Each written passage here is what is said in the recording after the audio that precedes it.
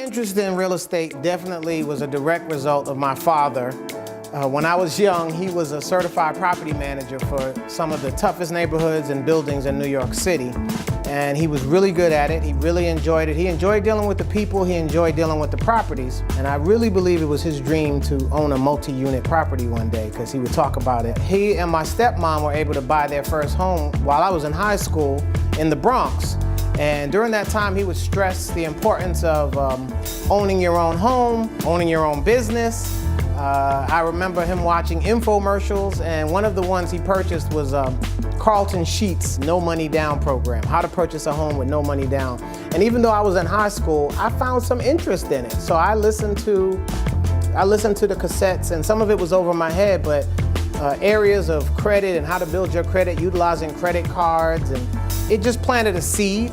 So that was the beginning. And then fast forward, in August of 2000, I was able to purchase my first home. And the process was a little challenging.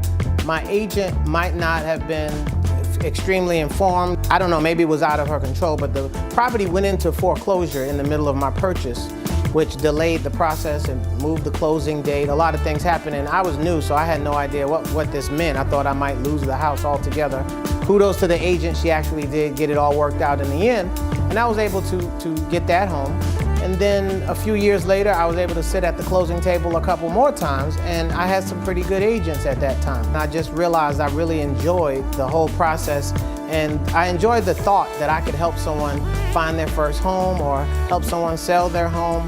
So I further educated myself. I went to the Georgia Institute of Real Estate, and in May of 2017, I was able to call my father and say, hey, guess what? I got my license. And he was like, I told you would get it. He was really proud of me.